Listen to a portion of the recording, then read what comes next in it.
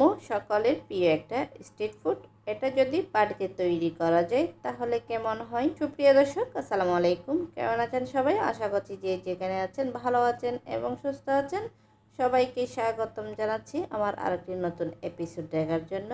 আমি আজকে আপনাদের সাথে শেয়ার করছি একদমই রেস্টুরেন্টের স্বাদের মোমো রেসিপি। তাহলে চলুন আর কথা না বাড়িয়ে মূল রেসিপিতে যাওয়া যাক। প্রথমে আমি ডোটা তৈরি করে নিচ্ছি। এখানে আমি 1 কাপ ময়দা নিয়ে নিয়েছি, হাফ কাপের মতো সাগুর পেস্ট নিয়ে নিয়েছি। আমি প্রথমে সাগুদানাকে ব্লেন্ডার জারে ব্লেন্ড করে পেস্ট করে নিয়েছি, সেগুলো এখানে দিয়ে দিয়েছি। তারপর সবগুলো একসঙ্গে মিক্স করে নিয়েছি। এই পর্যায়ে আমি কুসুম গরম পানি নিয়ে নিয়েছি, সেখান থেকে অল্প অল্প দিয়ে একটা ডো তৈরি করে নিচ্ছি। আমি 1 টিস্পুনের মতো কুকিং অয়েলও দিয়ে দিয়েছি। এখন সবগুলো একসঙ্গে মিক্স করে একটা ডো তৈরি করে নিয়েছি। ওটাকে আমি 30 মিনিট রেস্টে রেখে দিচ্ছি। এখন আমি পোরটা তৈরি করে নিচ্ছি। পোরটা তৈরি করার জন্য আমি এখানে সামান্য করে কুকিং অয়েল দিয়ে দিয়েছি।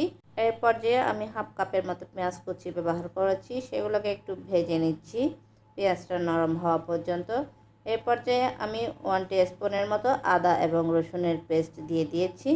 দেওয়ার পরে ভালো করে একটু ভেজে নিচ্ছি যেন র ফ্লেভারটা চলে যায়, তার জন্য। এই পর্যায়ে 2টা কাঁচা লঙ্কা কুচি দিয়ে দিয়েছি।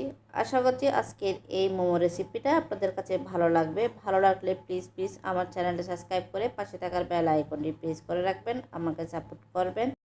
আমি বিফ কিমা করে রেখেছিলাম, সেগুলো দিয়ে দিচ্ছি। বিফ কিমাটা আমি আগে থেকে করে রেখেছিলাম। এখন দেওয়ার পরে ভালো করে একটু মিক্স করে নিচ্ছি। আপনারা চাইলে এখানে বিফের পরিবর্তে চিকেনও ব্যবহার করতে পারেন। এখন আমি আলু কুচি করে রেখেছিলাম, সেগুলো দিয়ে দিচ্ছি। আমি স্বাদ অনুযায়ী লবণ দিয়ে দিয়েছি। হাফ টিস্পুনের মতো হলুদের গুঁড়া, আমি 1 টিস্পুনের মতো গরম মশলার গুঁড়া, 1 টিস্পুনের মতো জিরার গুঁড়া দিয়ে দিয়েছি। এখন সবগুলো ভালো করে একটু মিক্স করে নিয়েছি। এই পর্যায়ে ঢাকনা দিয়ে ঢেকে দিচ্ছি। আমি কিছুক্ষণ রান্না করে নিচ্ছি। আজকের এই মোমোটা আমি অনেক সহজ করে তৈরি করে দেখাচ্ছি, আশা করছি আপনাদের কাছে ভালো লাগবে। এই পর্যায়ে আমি এখানে কিছু গাজর দিয়ে দিয়েছি। গাজরটা দেওয়ার পরে আমি ভালো করে একটু মিক্স করে নিচ্ছি। এই পর্যায়ে আমি 1 টেবিল চামচের মতো ভিনেগার দিয়ে দিয়েছি। এখন ভিনেগারটা আমি ভালো করে সবগুলো মিশ্রণের সঙ্গে মিক্স করে নিচ্ছি। এখন ঢেকে আমি কিছুক্ষণ জাল করে নিচ্ছি। আশা করছি আজকের এই মোমো রেসিপিটা আপনাদের কাছে ভালো লাগবে। ভালো লেগে থাকলে লাইক, কমেন্ট এবং বেশি করে শেয়ার করবেন। পোরটা কিন্তু হয়ে গেছে, এখন নামিয়ে একপাশে রেখে দিচ্ছি। এখন আমি ডোটাকে নিয়ে নিয়েছি। এই মোমোর ডোটা তৈরি করার সময় কিন্তু খেয়াল রাখতে হবে ডোটা যেন বেশি নরমও হয়ে না যায়, আবার বেশি শক্তও হয়ে না যায়, যাতে মোমো তৈরির সময় শেপটা ভালোভাবে আসে। এখন আমি মোমো তৈরি করার জন্য রুটি বেলে নিচ্ছি ছোট ছোট।